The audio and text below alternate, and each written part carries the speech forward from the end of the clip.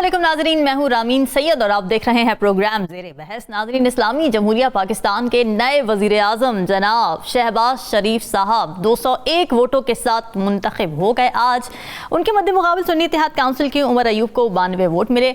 अब नाजरीन, वैसे तो पाकिस्तान का पॉलिटिकल सिस्टम काफ़ी फ्रेजाइल नज़र आता है। तारीख पर अगर नज़र डालें तो कोई भी वज़ीर आज़म आज तक अपनी मुद्दत पूरी करने में कामयाब नहीं रहा है, मगर हम जमहूरी कौम हैं, जमहूरी अमल से हमेशा उम्मीदें वाबस्ता रखते हैं। 2022 में जब तहरीक इंसाफ की हुकूमत को तहरीक अदम एतमाद के जरिए गिरा दिया गया था, तो उसके बाद से आज तक मुल्क एक हिजानी कैफियत का शिकार रहा है। पॉलिटिकल अनस्टेबिलिटी जब बढ़ी तो मुआशी स्टेबिलिटी भी मुतासिर हुई और फिर यही समझा जा रहा था कि इलेक्शन और फ्रेश मैंडेट ही मुल्क को इस्तेहकाम की तरफ लेकर जा सकता है। तो नाज़रीन, अब इलेक्शंस भी हो गए, आज वज़ीर आज़म भी मुंतखब हो गए, तो क्या अब मुल्क इस्तेहकाम के रास्ते पर गामजन होगा और क्या नए वज़ीर आज़म डिलीवर कर पाएंगे, खास तौर पर जब उनके सामने एक पहाड़ जैसी ऑपोजिशन भी है?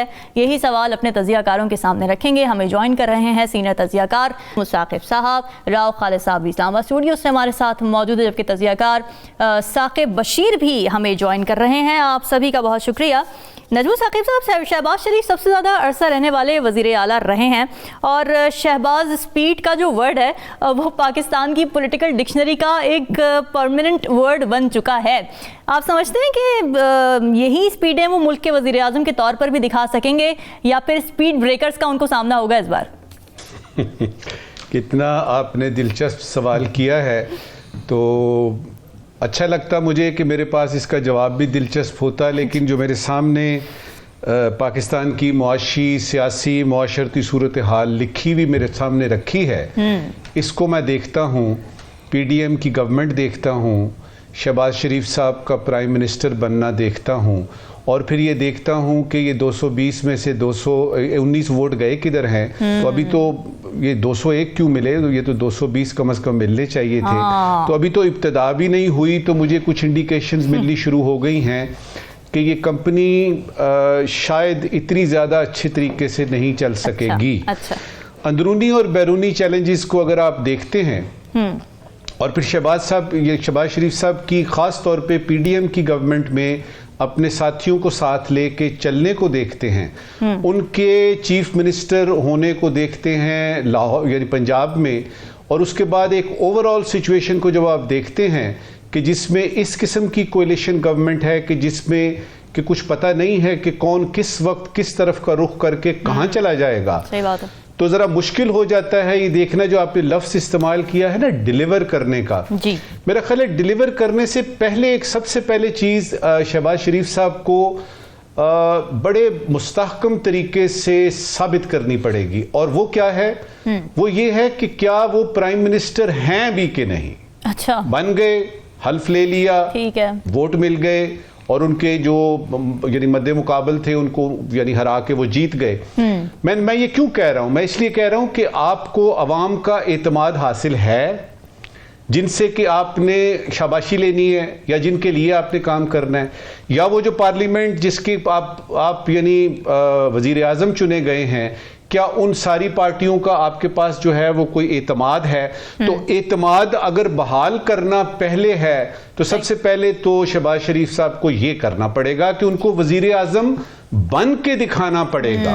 अच्छा, चीफ मिनिस्टर और वजीर आजम में बड़ा फर्क होता है, और मेरा ख्याल है एक अच्छी बात यह है कि नवाज शरीफ साहब जो तीन मरतबा रहे वजीर आजम, वो उनके बड़े भाई उनके पास मौजूद हैं 24 घंटे की उनको गाइडेंस देने के लिए।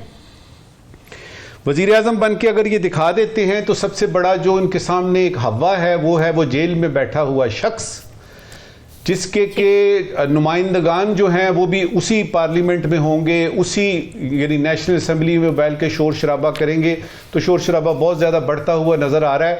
अब उसमें डिलीवर करने का जो एलिमेंट है वो करते हैं आप ब्यूरोक्रेसी से। अगर हम शहबाज शरीफ साहब को देखें कि जो उन्होंने जिन लोगों ने पंजाब में उनके साथ काम किया है यानी किसी भी हैसियत में, तो उनको ये पता है कि इस वक्त उनकी रातों की नींद उड़ गई है। क्योंकि शहबाज शरीफ साहब जो हैं वो सुबह 4 बजे फ़ोन करके ये कहते हैं जी कि फ़लाँ सेक्रेटरी उधर पहुंच जाए, फ़लाँ DC उधर पहुंच जाए, यानी IG को कहें कि वो ये करे। तो जिस ब्यूरोक्रेसी से आपने डिलीवर करना है, क्योंकि निज़ाम तो यानी ब्यूरोक्रेसी का है, उसमें मुझे नजर आ रहा है कि उनको अपना थोड़ा सा रवैया बदलना पड़ेगा। उनको प्राइम मिनिस्टर बनना पड़ेगा, एडमिनिस्ट्रेटर नहीं बनना पड़ेगा, क्योंकि एडमिनिस्ट्रेटर जो है उसकी जो है वो हिसाब किताब डिफरेंट होता है। प्राइम मिनिस्टर ने प्राइम मिनिस्टर बनना है, उसने डायरेक्शन देनी है, विजन देनी है। अच्छा, निगरान हुकूमत के फैसलों को कैसे आगे बढ़ाएंगे, SIFC है, उसमें निजकारी है, PIA का हिसाब किताब है, 2030 की विजन है, उसके बाद आपका FBR के रिफॉर्म्स हैं, टैक्स बढ़ाना है, और दरी असना जो बिजली गैस की कीमतें बढ़ रही हैं, ये जो अभी हमारे यानी निगरान हुकूमत है वो जाने से पहले भी 4 रुपए 17 पैसे जो है वो आपके बढ़ा गई है आपके पेट्रोल पे। अब क्या वो उनके पास कोई जादुई छड़ी है, कोई बोतल का जिन है, कोई चिराग का जिन है कि वो ये सारे मसाइल जो हैं, और फिर फॉरेन पॉलिसी अपनी जगह पे है, इंडिया वहां मौजूद है, कश्मीर का मसला फंसा हुआ है, TTP है, अफगानिस्तान है, यूक्रेन की वॉर से जो हमारे वो जो यानी ट्रेड के हालात हैं, वो जो हम इंपोर्ट करते थे यानी वो जो अशिया, उनका क्या होगा, USA के तहफ़्फ़ुज़ात कैसे दूर किए जाएंगे।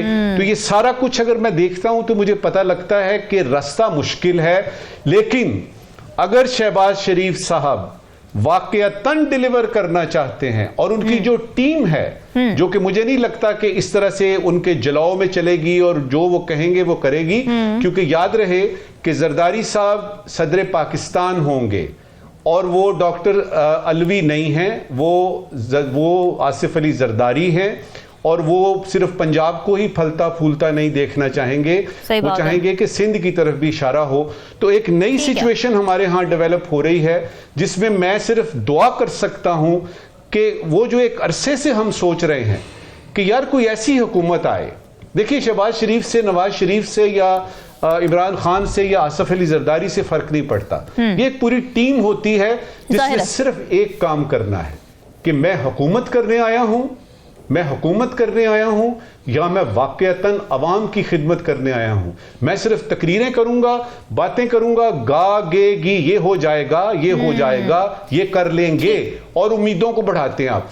अगर आप दयानतदारी से करते हैं हुकूमत, ब्यूरोक्रेसी को एडमिनिस्ट्रेटर नहीं प्राइम मिनिस्टर बन के देखते हैं, और ये नहीं कि IG को चेंज कर दो और चीफ सेक्रेटरी को चेंज कर दो, तो मुझे तवक्को है कि अगर ये 50% भी डिलीवर कर सके तो वो मुआवजा होगा। 100% का तो सवाल पैदा नहीं होता, लेकिन डिलीवर करने में अगर ये सिर्फ 2 साल तक गुजारा ही कर लेते हैं हुकूमत का, तो मेरा ख्याल है जिन्होंने बनाया है इनको वजीर आजम, यानी कि अवाम ने और यानी इनके जो पार्लियामेंटेरियन हैं, उनकी तवक्कुआत पे ये पूरा उतरेंगे अगर ये अपनी हुकूमत का सिर्फ गुजारा ही कर लेंगे कोई 1-2 साल तक। चलें जी, यानी अभी भी हुकूमत सर्वाइवल मोड पर ही चलेगी। राव खालिद साहब, शहबाज शरीफ ने ज़ाहिर वज़ीर आज़म बनने के बाद जो तकरीर की उसमें बहुत सारे पॉइंट्स कवर किए, लेकिन जो उन्होंने मईशत की मंजर कशी की, उन्होंने कहा जी ख़राब सूरत हाल है, बिजली के बिल बहुत ज़्यादा है, महंगाई बहुत ज़्यादा है, ये चार्जशीट वो किसके खिलाफ पेश कर रहे थे? उनकी हुकूमत, जो पिछली हुकूमत थी पाकिस्तान की, वो तो उनकी अपनी थी, वो खुद लीड कर रहे थे।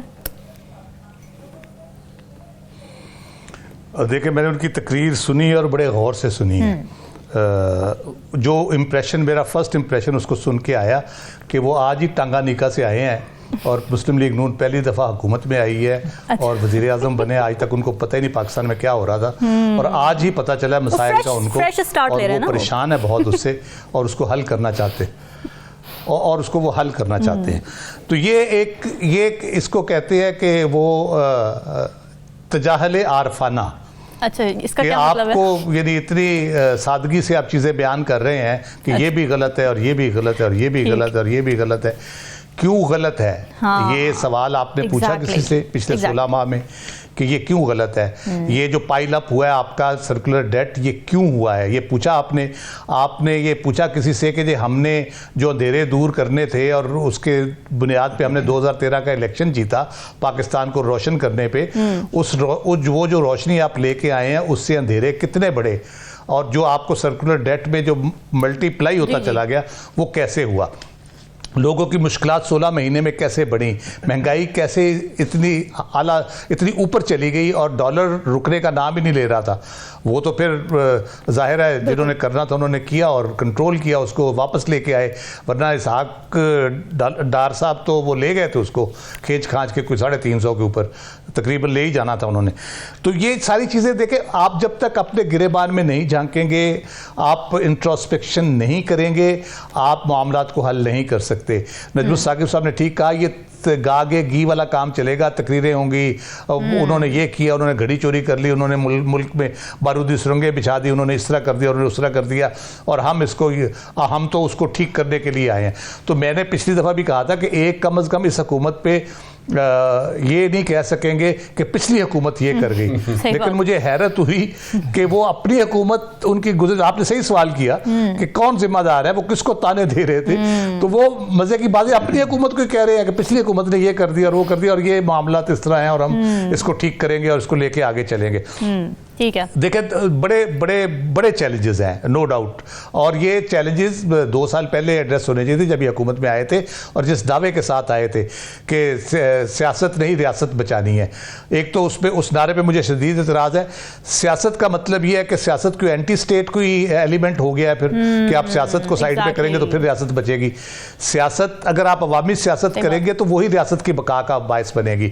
अगर अवाम को खुशहाल करेंगे, अवाम की मुश्किलें दूर करेंगे तो वही बनेगी। आप तो अपने आप को बचाने के लिए आए थे, आपने अपने केसेस खत्म कराए, आपका सारा टेन्योर इस पे फोकस रहा कि मियां साहब को वापस कैसे लाना है, यहाँ पे आकर उन्होंने इलेक्शन कैंपेन किस तरह चलानी है। तो अगर इस किस्म का फोकस आपका रहेगा तो फिर मामला नहीं चलने लगे। आपको रियलाइजेशन चाहिए, बहुत बड़ी सबसे बड़ा चैलेंज ये है कि रियलाइजेशन चाहिए, जो मुझे आज की तकरीर में नजर नहीं आई। अच्छा। कि उनको ये रियलाइजेशन है कि उन्होंने क्या करना है। फिर उसके बाद उनके जो साथ जो कोलिशन है उनको वो उसको कहते हैं कि मेंढकों की पंसेरी, कि 2 इधर उछलेंगे उनको बिठाएंगे वापस, 2 इधर उछल के निकल जाएंगे। तो ये मेंढकों की पंसेरी के साथ उन्होंने हुकूमत करनी है, उसमें कानून साजी करनी है, इंपॉर्टेंट इश्यूज के ऊपर निजकारी के हवाले से चीज़ें होनी है जिसमें पीपल्स पार्टी की ऑलरेडी रिजर्वेशंस है। तो ये सारे मामला जब वो करेंगे, फिर बजट आते ही बजट बनाना है इन्होंने। फिर आप महंगाई की जो सूरत हाल है उसको आपने देखना है। तो ये सारा मिला के इतने बड़े चैलेंजेस हैं, मुझे नहीं लगता आज की तकरीर से उनकी कि वो इन चैलेंजेस को फेस करना चाहते हैं, अंडरस्टैंड करना चाहते हैं या चलाना चाहते हैं। मेरा ख्याल ये है कि वो कहते हैं कि हुकूमत बन गई है, जैसे तैसे बन गई है, जैसे तैसे चल भी जाएगी। ये नहीं होने लगा। मियाँ नवाज शरीफ की अलहदा डायरेक्शन होगी, वो अलहदा से पुश करेंगे और बहुत से इशारे अबरू के उनको मुंतज़िर रहना पड़ेगा। वो ये कहें तो हम ये करें, मियाँ साहब ये कहें तो हम ये करें, पीपल्स पार्टी हमें बताए तो हम ये करें, MQM क्या सोचेगी, फलां क्या। तो इन चीज़ों में घिरे हुए जब होंगे वो, तो वो यकीनन उनका विजन क्लियर नहीं होगा। उनको सबसे पहले तो अपना विजन क्लियर करना चाहिए, अपनी डायरेक्शन ठीक करनी चाहिए। इन सारी अलायंसेस को छोड़ के वो वज़ीर-ए-आज़म बन गए हैं, बहुत जल्दी उनको कोई प्रॉब्लम नहीं होने लगी। सबसे पहले अपनी डायरेक्शन ठीक करें, अपना विजन ठीक करें और जो स्टेप्स लेने चाहिए वो फौरी तौर पे ले, ताकि स्टेट ओन्ड एंटरप्राइजेस की बात की उन्होंने, नेट की बात की, इन सारी चीज़ों के ऊपर कुछ सॉलिड पॉलिसी लेके आए और उसकी इंप्लीमेंटेशन इंश्योर करें अगले 2-3 महीनों में। वरना ये 3-4 महीने के बाद यहाँ पे कुछ और हंगामा होगा, फिर ये चलने नहीं लगा काम इस तरह से। बिल्कुल ठीक है। साकिब ये बताएं कि PDM 1 को भी ज़ाहिर शहबाज शरीफ साहब लीड कर रहे थे, अब PDM 2 है, ये भी शहबाज शरीफ लीड कर रहे हैं। क्या फ़र्क है इन दोनों सिस्टम्स में जो हमने देखे पहले और अब? क्या होगा, क्या फ़र्क होगा, जबकि 16 माह का जो बोझ था वो उठाया नहीं जा रहा था नून लीग से? एक तो जो PDM 1 जब ख़त्म हो गई तो उसके बाद से लेकर अब तक, आज तक, जब दोबारा जो है वो PDM 2 के वज़ीर-ए-आज़म मुंतखब हो चुके हैं उनके इत्तेहाद से शहबाज शरीफ साहब, अगर एनालिसिस करें इस दरमियान वाले अगस्त से लेकर मार्च तक के दौरानिए का, तो जितनी भी तकारीर हैं वो पीपल्स पार्टी के प्लेटफॉर्म पे हों, वो इलेक्शन लड़ने, जो इलेक्शन कैंपेन थी, मुहिम थी, नवाज शरीफ साहब वापस आए 4 साल बाद, उनकी स्पीचेस हों, मरियम नवाज साहिबा की हों, शहबाज शरीफ की हों, उनकी मुहिम हो, उनका मंशूर, जितनी भी चीज़ें थी, वो जो 1.5 साल का अरसा इन्होंने हुकूमत की है उसको ऑन ही नहीं कर रहे थे। सही बात है। मतलब जिस तरह राव साहब ने कहा कि अभी आज की जो स्पीच है वज़ीर-ए-आज़म साहब की, वो पिछले 1.5 साल को उन्होंने शायद इग्नोर ही कर दिया कि वो वो तो खुद जो है वो हुकूमत कर रहे थे और उन्होंने जो है वो बड़े एहतमाम के साथ ये हुकूमत ली थी और आईनी तौर पर उन्होंने अदम एतमाद जो है लाई कि ये ठीक नहीं कर रहे और हमारे पास नंबर पूरे हैं, ये आए। फिर उसके बाद 1.5 साल जो है वो इक़्तिदार एंजॉय किया, ठीक ठाक एंजॉय किया और उसके बाद जो है वो अब ओन नहीं कर रहे। PDM 1 जो है उसको क्यों नहीं कोई ओन करता, उसकी भी बड़ी वजूहात है। एक चीज तो इनको क्रेडिट इनका जो है वो इस लिहाज से मुल्क के लिए एक मुश्किल फैसला था जो बहरहाल PDM 1 के लिए जरूरी भी था करना, उन्होंने किया और उसके कॉन्सिक्वेंस भी उनको थे। वो ये था कि IMF के पास जाना, उस वक्त मईशत की जो हालत थी तो वो लाजिम हो चुका था कि हमने जाना है। फिर उसके असरात भी आए, उस असरात की वजह से मुल्क में जो है वो महंगाई, जो पेट्रोलियम जो प्राइसेस थी, डॉलर जो है वो इतना ऊपर चला गया। फिर इस सारे सिनेरियो में पिछले 1.5 साल में तकरीबन 2022 और 23 है, इसने इतनी महंगाई की डबल से ट्रिपल हो गई और इसमें रोजगार के किसी किस्म के कोई मौके नहीं थे। जो अवाम का जो गमो गुस्सा था वो आपने 8 फरवरी को देख लिया होगा कि वो असल में एक तो जो इमरान खान साहब के साथ भी कुछ एफिलिएशन थी, कुछ वो PDM जो 1 के असरात थे, तो वो एक पूरा सिनेरियो था जिसको ना पीपल्स पार्टी ने और ना जो है वो मुस्लिम लीग नून ने ऑन किया। अब PDM 2 है, मेरा यह ख्याल है कि PDM 1 में कोई अपोजिशन नहीं थी, फ्रेंडली मैच था, कोई लेजिस्लेशन करनी है तो कोई दूसरी तरफ से पूछने वाला नहीं था, जैसी तैसी आप करते जाएं। और बहुत सारी ऐसी लेजिस्लेशन हुई जिस पे बहुत ज्यादा क्वेश्चन मार्क आज भी हैं, लेकिन अब की बार सिचुएशन वो नहीं होगी। पिछले 3-4 रोज से हम ये देख रहे हैं कि पार्लियामेंट एक अखाड़ा बन चुका है और जो PTI के इत्तेहाद सुन्नी इत्तेहाद कौंसिल के जो मेंबरान हैं वहां पे उनका शदीद एहतजाज चल रहा है। इस एहतजाज में, इस अपोजिशन में, जब जो पाकिस्तान पीपल्स पार्टी है उसने भी वो अपोजिशन वाला रास्ता खुला रखा हुआ है कि वो जो है वो अभी तक नहीं लेंगे, वजारतें नहीं लेंगे, उस तरह हुकूमत में उस तरह जी उस तरह हुकूमत में जो है साथ नहीं होंगे, तो वो उन्होंने रास्ता खुला रखा हुआ है। तो इसका मतलब ये है कि सिर्फ मुस्लिम लीग नून ने ही हुकूमत करनी है, उन्होंने डिफेंड करना है। पीपल्स पार्टी जहां चाहेगी हुकूमत कर लेगी और जहां चाहेगी अपोजिशन भी कर लेगी। तो इसलिए ये किसी तौर पे भी आसान नहीं है। मतलब PDM 1 से मुश्किल मरला है मेरे ख्याल में PDM 2। और यहाँ पे एक और बात कि 2018 में जब इमरान खान की हुकूमत आई, PTI की हुकूमत आई, तो उन पर भी मैंडेट चोरी के इल्जामात लगे और एक पूरा बयानिया बना। उस बयानिए ने उनको घेरे रखा काफी अरसे तक और वो हुकूमत के लिए मुश्किलात भी बनती रही। और अब की बार 2018 की बनिस्बत ज्यादा बड़े चार्जेस हैं मैंडेट के हवाले से जो इस हुकूमत को जो है फेस करना पड़ेंगे। तो इस सिनेरियो में PDM 1 से PDM 2 एक मुश्किल टास्क है, लेकिन शहबाज शरीफ जो है वो बड़े हार्ड वर्कर भी हैं, बड़ा टाइम भी देते हैं। हो सकता है एक पॉसिबिलिटी है जहां पे SIFC का किरदार बहुत आम होगा, क्योंकि एक कंटिन्यूटी हम देख रहे हैं। PDM हुकूमत और निगरान जो दौर था और अब जो है वो दोबारा से वो एक्टिव हमें नजर आएगी। ये बड़ा कमजोर सा मैंडेट है ना जो अभी नजर आ रहा है, नंबर गेम भी, बैसाखियां हैं, तो ये इतने कमजोर मैंडेट के साथ ये जो मुश्किल फैसले हैं, ज़ाहिर है SIFC वाले जो मामलात हैं वो भी आवाम पर तो बोझ लेकर आ ही रहे हैं अल्टीमेटली ना। तो क्या पॉसिबल होगा ये शहबाज शरीफ के लिए इतने मुश्किल फैसले लेना सियासी हुकूमत के लिए? मेरा यह ख्याल है कि जिस तरह मुस्लिम लीग नून ने ना चाहते हुए भी, बाज़ ज़राए ये भी बताते हैं कि ना चाहते हुए भी ये हुकूमत ली है और उनका फोकस जो है वो पंजाब था, तो आगे जो SIFC है उसके पीछे रियासत भी है। यकीनी तौर पर SIFC के जो इतने डिसीजंस हैं और जितनी मेरे ख्याल में कानून साजी है वो कहीं रुकती हुई नज़र नहीं आती, बज़ाहिर ऐसे लग रहा है। जिस तरह माजी में इमरान खान साहब की जब PTI की हुकूमत थी तो वहाँ पे भी कुछ ऐसी कानून साजी थी जहाँ उस वक्त की जो अपोजिशन है एग्री नहीं करती थी, लेकिन वो हमने देखा कि वो अपोजिशन, वो उसी पार्लियामेंट से वो कानून साजी होती रही, रुकी नहीं है। तो इस पार्लियामेंट से भी SIFC से मुतल्लिका कोई चीज़ जो है वो रुकती बज़ाहिर नज़र नहीं आती। ठीक है। नजमुल साकिब साहब, शहबाज शरीफ ने आज अपनी तकरीर में ये भी कहा कि जी जब हम अपोजिशन में थे तो कितना हमारे साथ बुरा सलूक किया गया, हमने सज़ाएं भुगती, हमें जेलों में डाल दिया गया। तो क्या अब हम ये उम्मीद रखें कि शहबाज दौरे हुकूमत में किसी पॉलिटिकल ओपोनेंट को विक्टिमाइज नहीं किया जाएगा?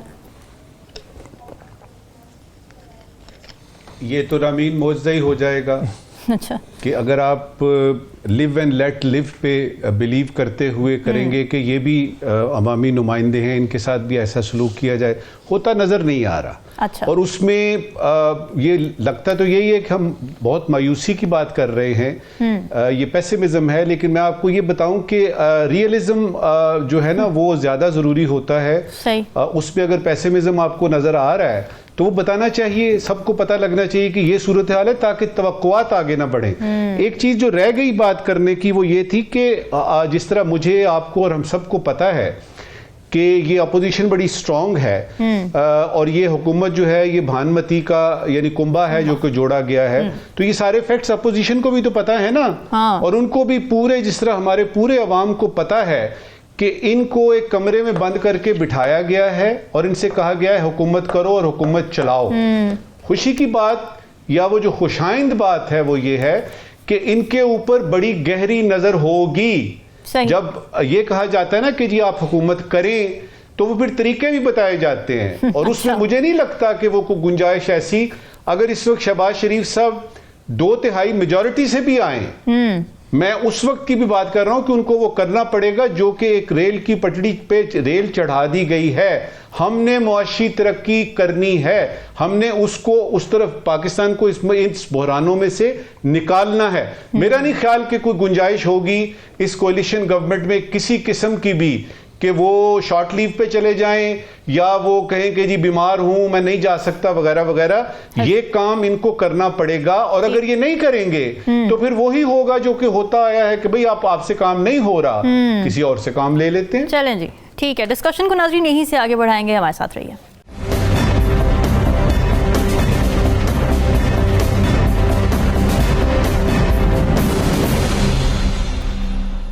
प्रोग्राम में नाज़रीन एक बार फिर खुशामदीद। राव खालिद साहब, ब्रेक पर जाने से पहले बात हो रही थी कि क्या शहबाज दौरे हुकूमत में हम अपोजिशन के साथ वही रवैया तो नहीं देखेंगे विक्टिमाइज़ करने का जो कि पिछली हुकूमतों में देखा गया है, और साथ साथ जहां पर ये सवाल ज़रूरी है कि हुकूमत अपोजिशन के साथ क्या सलूक करेगी, क्या इससे ज़्यादा सवाल अब ये ज़रूरी हो गया है कि अपोजिशन हुकूमत के साथ क्या सलूक करेगी जिस तादाद में और जिस भारी भरकम अपोजिशन का सामना है इस वक्त हुकूमत को? एग्जैक्टली आपने मेरे मुंह की बात छीन ली। आप अगर सवाल वहां रोक देती, मैंने अगली बात यही कही कि सोचने की बात यह कि अपोजिशन हुकूमत के साथ क्या सलूक करेगी, और उसकी 2 रीजंस है। एक तो तगड़ी है अपोजिशन ऑब्वियसली, और ईवान के अंदर हमने देख लिया वो किस किस्म के प्रेजेंस उसकी होगी। और इसमें सबसे इंटरेस्टिंग बात, जो एक पहलू शायद लोग उस तरह अंडरस्टैंड नहीं कर रहे, ये कोई रिवायती किस्म के सियासतदान नहीं आए, इनमें मेजॉरिटी वो है जो ऐसे ही आ गए और उनको काम और कोई नहीं, उन्होंने इधर ही बैठे रहना, उन्होंने जाना ना कहीं नहीं, ना उनको हल्के में काम करने की जरूरत है ना उनको कुछ और काम करने की जरूरत है, उन्होंने इधर ही बैठे रहना है। अच्छा। और मेरा ख्याल है वो छुट्टियों वाले दिन भी इधर ही हुआ करेंगे, और वो उनकी प्रेजेंस एक तो रहेगी। उसके बाद ये मत भूलें कि ये सड़कों पे भी हैं, सिर्फ पार्लियामेंट के अंदर नहीं है, ये सड़कों पे भी है। फिर उसके साथ ये भी ना भूलें कि मौलाना फजलुर रहमान और HX ज़ई वो भी अपोजिशन का हिस्सा है, और बड़ी उनकी न्यूसेंस वैल्यू है और बड़ी पावरफुल अपोजिशन उनकी होगी।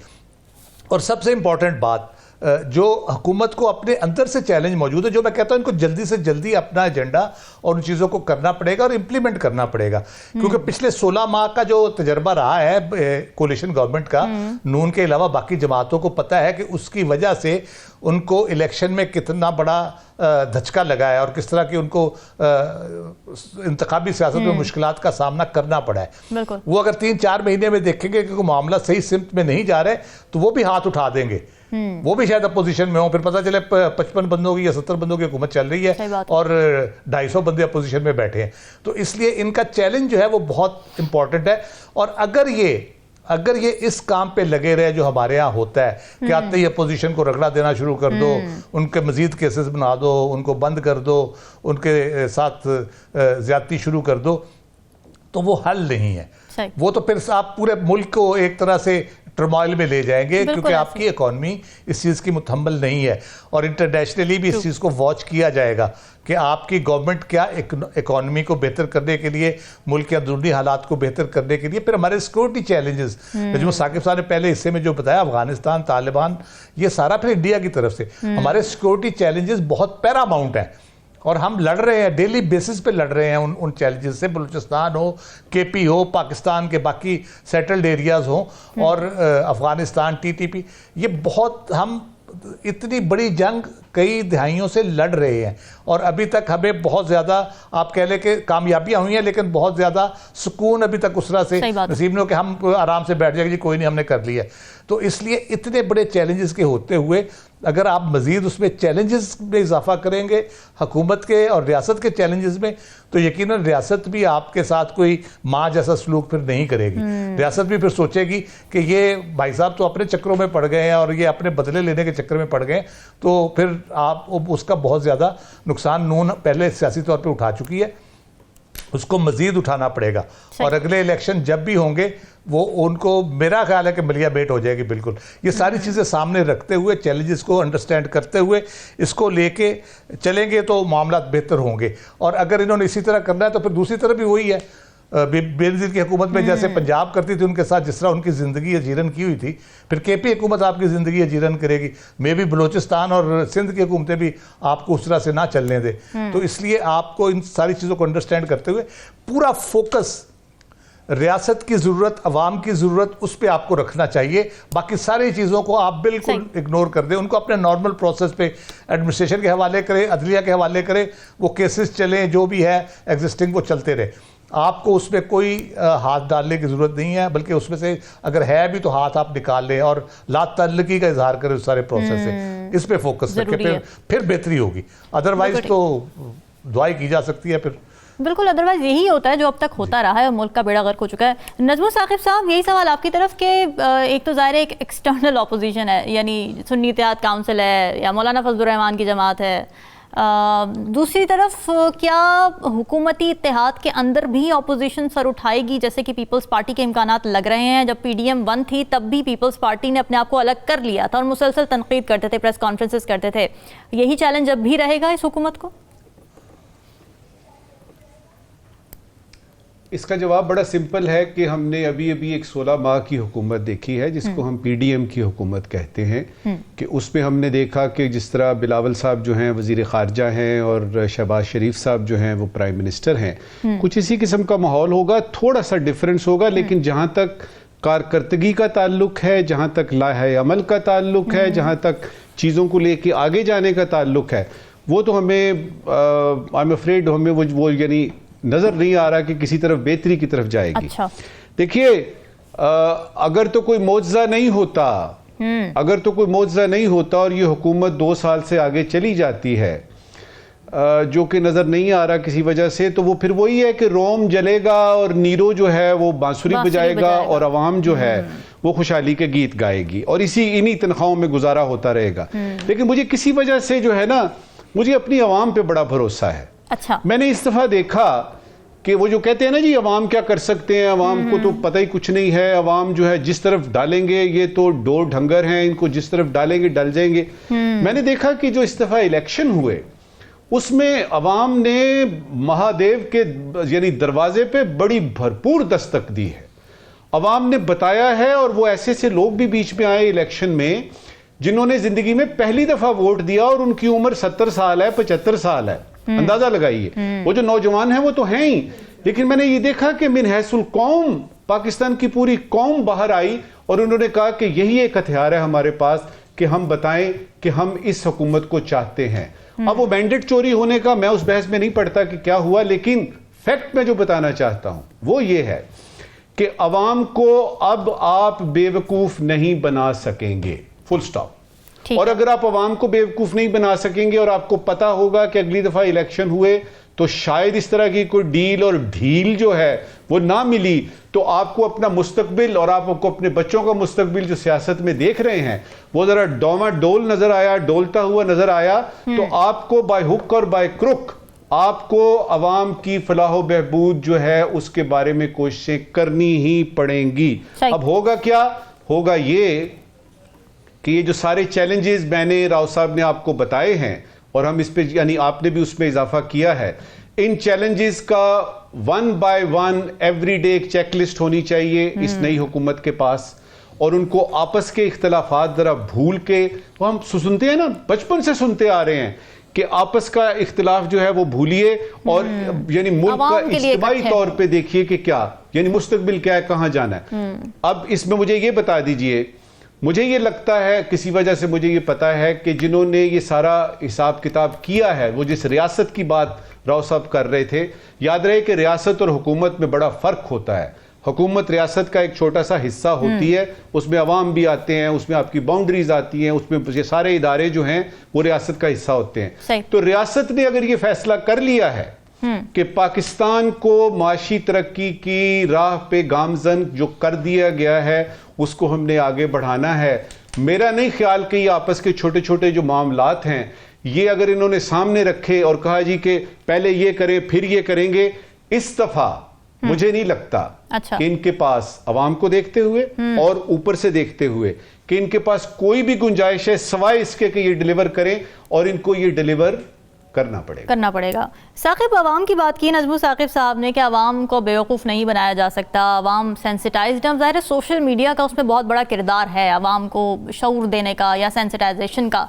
अब ये खबरें भी आई सामने कि पीपल्स पार्टी के सेनेटर हैं बैरामन तंगी साहब, उन्होंने एक करारदाद जमा कराई है सेनेट में जिसमें वही कह रहे हैं कि तमाम सोशल मीडिया पर पाबंदी लगा दी जाए, क्योंकि अवाम या नौजवान नस्ल की उन्होंने बात की है इसके अंदर खुसूसी तौर पे कि उन पर बुरा असर पड़ रहा है। तो ये पीपल्स पार्टी जो कि बड़ी प्रोग्रेसिव जमात लगती है हमेशा बुनियादी इंसानी हकूक़ की उन्होंने बात की है, उनके सेनेटर की तरफ से इस तरह के करारदाद सामने आ जाना ये कितना सस्पिशियस है, और क्या इस पर जवाब दिया पीपल्स पार्टी ने? जी, सस्पिशियस तो बिल्कुल है, और इससे कबल जब इलेक्शन से पहले भी एक करारदाद सेनेट से आई थी तो इनका ही जो है वो उसमें ये भी शामिल थे, तंगी साहब भी, और उस वक्त भी पीपल्स पार्टी ने डिसोन किया था, अब भी डिसोन किया है इनकी जो करारदाद है। उन्होंने कहा है कि इस करारदाद के साथ पाकिस्तान पीपल्स पार्टी का कोई ताल्लुक नहीं है। और यकीनी तौर पर जो सोशल मीडिया है उसका जो रोल है पाकिस्तान में दिन ब दिन जो है वो बढ़ता जा रहा है। अगर फैक्ट्स में आपके सामने रखूँ मुख्तसरन, फेसबुक के तकरीबन 44 मिलियन यूज़र्स हैं पाकिस्तान में, यूट्यूब के 71 मिलियन यूज़र्स हैं, इंस्टाग्राम के 17 मिलियन, टिकटॉक के 54 मिलियन, और इसके अलावा लिंक्डइन, स्नैपचैट उनके भी, और ट्विटर के तकरीबन 4.5 मिलियन यूजर्स हैं पाकिस्तान में।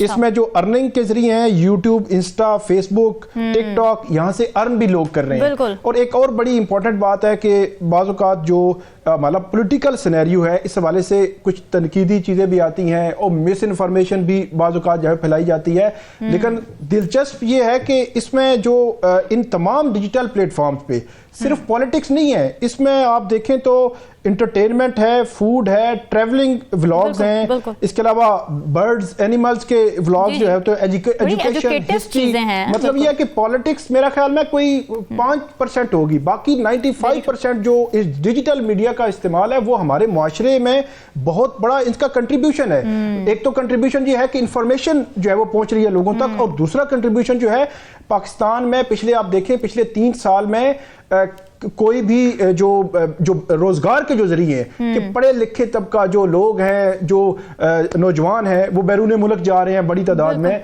तो रोजगार के जरिए नहीं बने, तो इट मीन के ये जो डिजिटल मीडिया है रोजगार का भी बहुत बड़ा जरिया है। तो इस हवाले से जो दिन ब दिन डिजिटल मीडिया की जो इंपॉर्टेंस है, अहमियत है, वो पाकिस्तान में बढ़ रही है। और जो करारदाद आई है उसको पीपल्स पार्टी ने डिसोन किया है, तो यकीनी तौर पर हम ये कह सकते हैं कि ये आगे जो है वो मामला नहीं बढ़ेगा। एक चीज और मैं ऐड कर दूं, यहाँ पे जो अपोजिशन की बात की जा रही थी, एक तो अपोजिशन एग्जिस्ट कर रही है वो है, एक और खबर भी है जो अगले 1 मंथ में या 1.25 मंथ में आ सकती है, वो ये है कि जो पीटीआई की अडियाला जेल में बैठी हुई क़यादत है उसके जो केसेस हैं आइंदा हफ्ते उनके केसेस जो है वो लगे हुए हैं, और उन केसेस में डेवलपमेंट्स हो सकती हैं आइंदा 1 मंथ या 1.25 मंथ में। तो अगर वो क़यादत भी बाहर आ गई तो फिर मेरा ख्याल है कि अपोजिशन मजीद जो है उसको बूस्ट मिल सकता है, पीटीआई की जो अपोजिशन होगी, और मजीद चैलेंजेस का सामना जो है वो जो शहबाज हुकूमत है उनको करना पड़ेगा। फिर एक और बात यह है कि इस वक्त जो पीटीआई की अपोजिशन है, अब पीटीआई के जो मेंबरान हैं ये 2018 की बनिस्बत मुख्तलिफ हैं। ये वो अपोजिशन है, ये वो मेंबरान हैं जिन्होंने पिछले 2 साल बहुत ज़्यादा सख्तियां झेली हैं। हम अगर बात करें फरवरी 2023 से लेकर अब जो है वो मार्च 2024 तक, तो इस दौरान तकरीबन 1-1.25 साल तो इनकी पूरे पाकिस्तान में कहीं भी हुकूमत नहीं थी कि जनवरी में मेरे ख्याल में इन्होंने जो 2 सूबों की हुकूमत भी छोड़ दी थी। फिर इनके बहुत सारा लोग जो है वो रूपोश भी हो गए ये वो, लेकिन इस वक्त जो है वो खैबर पख्तूनख्वा पूरी पीटीआई के लिए एक जो है वो सेफ जगह होगी, जहाँ पे उनके आपने देखा कि कल आजम खान सवाती बहुत अरसे से रूपोश थे, वो कल जो है वो मिले हैं जो नौ मुंतखब वज़ीर आला हैं उनसे। इसी तरह बाकी लीडर्स भी आपको नजर आए कि पेशावर हाई कोर्ट से कुछ जमानतें करवा के बाहर आ रहे हैं आहिस्ता आहिस्ता। तो अब वो सिचुएशन भी नहीं कि शायद सारे लोग जो है वो अंडरग्राउंड हो जाएंगे और इनको दबा लिया जाएगा या इनके खिलाफ जो है वो इनके खिलाफ को कार्रवाइयां शुरू हो जाएंगी। अब उनके लिए खैबर पख्तूनख्वा एक जगह भी मौजूद है। तो इसका मतलब ये हुआ कि जो अपोजिशन है वो बज़ाहिर ऐसे लगता है कि टफ टाइम देगी और अपोजिशन के खिलाफ उस तरह की कार्रवाइयां करना भी आसान नहीं होगा। 2 साल से तो वो हुकूमत में ही नहीं है, तो अब उनके खिलाफ जो केसेस बनने थे, नैब की अगर बात करें, एंटी करप्शन या करप्शन के केसेस बनने थे वो बन चुके। अब 2 साल से तो हुकूमत में नहीं है, अब नए केसेस कौन से उनके खिलाफ बनने हैं। तो इसलिए अब हल एक ही है कि जो वज़ीर आज़म है, नौ मुंतखब वज़ीर आज़म शहबाज शरीफ साहब, उनको अपनी कारकर्दगी पर फोकस करना होगा और दिखाना होगा कि वो जो वज़ीर आज़म है वो कामयाब जो है वो तरीके से इस हुकूमत को जो चला लेंगे।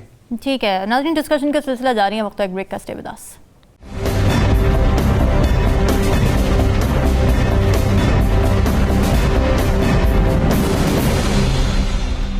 वेलकम बैक नाजरीन। अंदरूनी मामलात में अजब बैरूनी मुदाखलत की गजब कहानी है। अमरीकी कानून साजों ने सदर जो बाइडन और वजीर खारजा एंटनी ब्लिंकन से मुतालबा किया है कि वो पाकिस्तान में इंतखाबी धांधली की तहकीकात तक मुल्क की नई हुकूमत को तस्लीम ना करें। और अमरीकी अवामी नुमाइंदगान के 31 डेमोक्रेटिक अरकान ने मुश्तरका तौर पर एक ख़त लिखा है, उस पर दस्तखत किए हैं। इस पर पाकिस्तान ने भी अपना रद्द-ए-अमल दिया है, सख्त रद्द-ए-अमल दिया है। तर्जुमान दफ्तर खारजा ने यह कहा है कि हमें यकीन है कि कोई भी मुल्क पाकिस्तान को हिदायत नहीं दे सकता।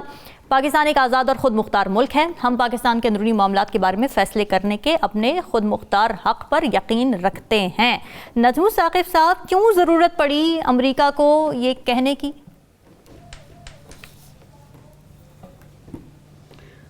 वो कुछ इसलिए भी कि अमेरिका, अगर आप देखें, जियो पॉलिटिक्स देखें या जियो स्ट्रेटेजिक सिचुएशन देखें, पूरी दुनिया की हालात देखें, तो आपको लगता है कि अमेरिका जो है वो दुनिया के हर मुल्क का हमसाया है।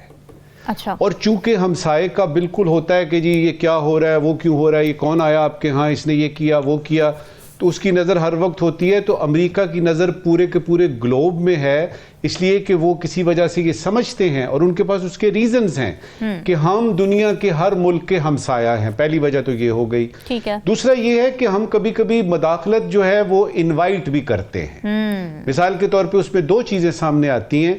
एक, आप कुछ ऐसे हालात क्रिएट करते हैं कि दुनिया आप पे उंगलियां उठाती है तो मदाखलत होती है। सही। दूसरा ये है कि आप मदाखलत यानी इस तरह से करते हैं कि उसमें यानी खित्ते में या आपके मुल्क में या ओवरऑल इंटरनेशनल सीन में कुछ ऐसी चीज होने का खतरा होता है। मिसाल के तौर पे जुल्फकार अली भुट्टो का वो जो OIC की कॉन्फ्रेंस बुला लेना, पाकिस्तान का यानी एटम बम का जो है वो हिसाब किताब कर लेना, या इस तरह के बड़े बड़े फैसले जो हैं वो जब करने लगते हैं तो मदाखलत होनी शुरू हो जाती है। कुछ मदाखलत रूटीन में भी होती है। मिसाल के तौर पे अमेरिका, बरतानिया, फ्रांस, जर्मनी, बड़े बड़े जो आपके वेस्टर्न ममालिक हैं, उनका अपना तरीक़ाकार है। वो हर मुल्क में और ख़ास तौर पे उन ममालिक में जहाँ पे उनका नेशनल इंटरेस्ट जो है वो डायरेक्टली होता है, इन्वॉल्व होता है, वो चाहते हैं कि हमारी मर्जी की हुकूमत आए, और वो हमारी मर्जी की हुकूमत आएगी तो हमारी मर्जी के मुताबिक चलेगी।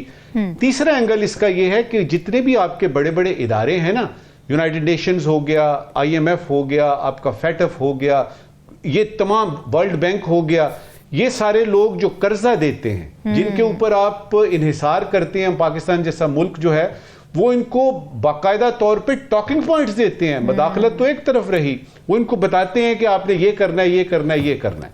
अब इसका हल क्या है? एक तो आपने पूछा कि अमेरिका ऐसा क्यों करता है, उसका तो मैंने जवाब दे दिया।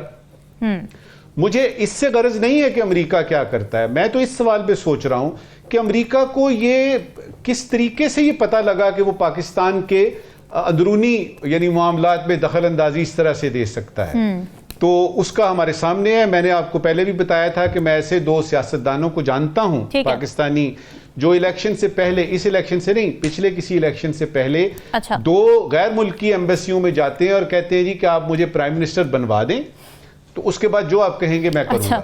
तो कुछ तो होते हैं मोहब्बत में जुनू के आसार, और कुछ लोग भी दीवाना बना देते हैं। अब यह कि किया क्या जाए, एक फिक्रे में बताता हूं। जल्दी से।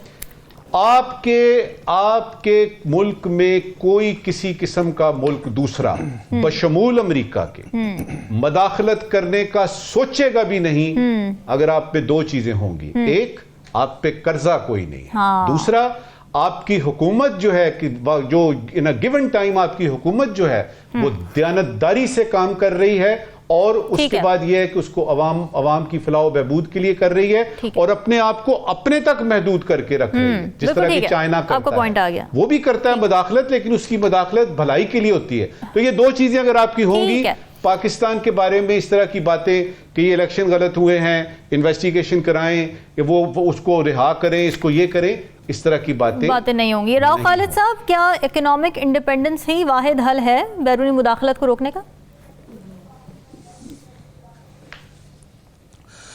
देखिए, कोई भी जो कौम होती है ना, जो जिसकी अपनी इंटेग्रिटी और डिग्निटी का ख्याल होता है, तो वो ये इकोनॉमिक रिक्वायरमेंट यकीनन है, लेकिन अगर वो उसकी अपनी डिग्निटी का ख्याल करे और अपनी इंटेग्रिटी का ख्याल रखे और लीडरशिप भी उसी तरह की उसको मुयसर हो, तो आपको ये नहीं करना पड़ता। जहाँ नजम साकिब साहब ने 2 चीज़ों का बताया, वहाँ तीसरी चीज़ ये भी है कि आपके असासे भी अमेरिका और बरतानिया में ना हो, फिर आपको ज़्यादा आसानी हो जाती है ये काम करने में। देखिए, ओवरऑल हम एक ग्लोबल विलेज में रह रहे हैं। आप इस तरह प्रिज्यूम कर ले, मोहल्ला है, उसमें लोग रह रहे हैं, और वहाँ पे अगर कोई किसी जगह पे कोई किसी घर से कोई ऐसी चीज़ होती है या गड़बड़ होती है, तो मोहल्ले के शुरफा इकट्ठे होकर जाते हैं कि भाईजान मोहल्ले का अमन तबाह हो रहा है या मोहल्ले में प्रॉब्लम हो रही है आपकी वजह से, तो आप ज़रा एहतियात करें। तो ये ऑब्वियसली मुल्कों में जो कुछ होता है किसी जगह के ऊपर, वो जैसे इसराइल गजा में कर रहा है, उसका इम्पैक्ट पूरी दुनिया पे आ रहा है, जैसे यूक्रेन और रूस की जंग है, उसका इम्पैक्ट पूरी दुनिया पे आ रहा है। इस तरह किसी भी जगह पे कुछ होता है, फिर हम जमहूरियत के हवाले, जमहूरियत के दाई हैं।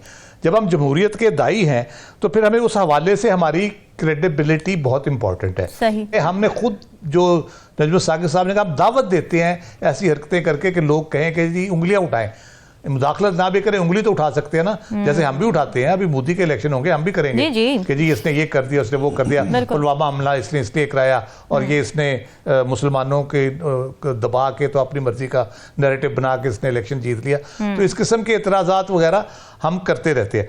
मसला ये कि हाउस एंड ऑर्डर आप करेंगे तो फिर ठीक होगा, वरना आपने इंसानी हकूक़ के इंटरनेशनल चार्टर पे साइन किए हुए हैं। डिजिटल राइट्स की बात हो रही है, अभी कहते हैं जी बंद कर दें सब कुछ। आप डिजिटल राइट्स पे भी, वो भी एक फंडामेंटल राइट्स का हिसाब दुनिया में कंसीडर किया जाता है। तो आप जब इस किस्म की बातें करेंगे तो दुनिया में कंसर्न होगा। अमेरिका का पर्टिकुलरली उसके जो कंसर्न होते हैं उसमें और बहुत सी जेतें उसकी होती हैं, जिसके पॉइंट आउट किया बड़ा राइटली नजम साकिब साहब ने। तो इसलिए हमें अंडरस्टैंड करना चाहिए कि क्या है। और मुझे आज हैरत हुई, शहबाज शरीफ साहब की तकरीर की तरफ वापस आऊंगा, वो कहते हैं हमें अमेरिका के साथ ताल्लुकात को रिपेयर करना है। तो आप पिछले 16 महीने क्या करते रहे जी?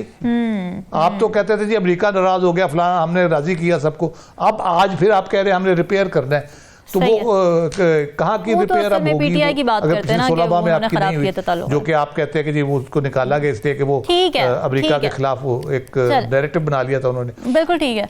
तो ये मसाइल जो है ना, ये इस तरह से हल नहीं होंगे, ये मुदाखलत जारी रहेगी अगर हम खुद अपनी खुददारी पे समझौता करते रहेंगे। Very true, very true. Saqib, बताइए आपकी क्या राय है इस पे?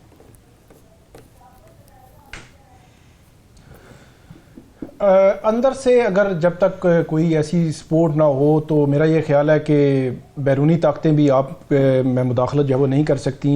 अच्छा। अगर बात करें कि इलेक्शन के बाद आपने देखा जब रिजल्ट्स आना शुरू हुए तो पीटीआई की जानिब से बहुत ज़्यादा सवालात भी उठे। तो इंटरनेशनली उस रिजल्ट्स के हवाले से अचानक ट्वीट्स आना शुरू हो गई, और जो अमेरिकन सेनेटर्स हैं उन्होंने भी ट्वीट्स की, और अभी जो है वो खत लिखा गया है। इसके पीछे एक रीज़न जो है वो ये भी दी जाती है कि कहीं पीटीआई की लॉबिंग भी इंटरनेशनली कहीं ना कहीं मौजूद है, ताकि प्रेशर जो है वो बढ़ाया जाए। फिर अभी रिसेंटली आप देखें, IMF को अगर ख़त लिख रही है, पीटीआई लिख रही है, तो वो भी एक बैरूनी जो है वो मुदाखलत को जो है वो दावत देने के मुतरादिफ इसलिए है कि IMF और अमेरिका को भी आप जो है वो अलग अलग नहीं कर सकते, कहीं ना कहीं उनका रोल भी है।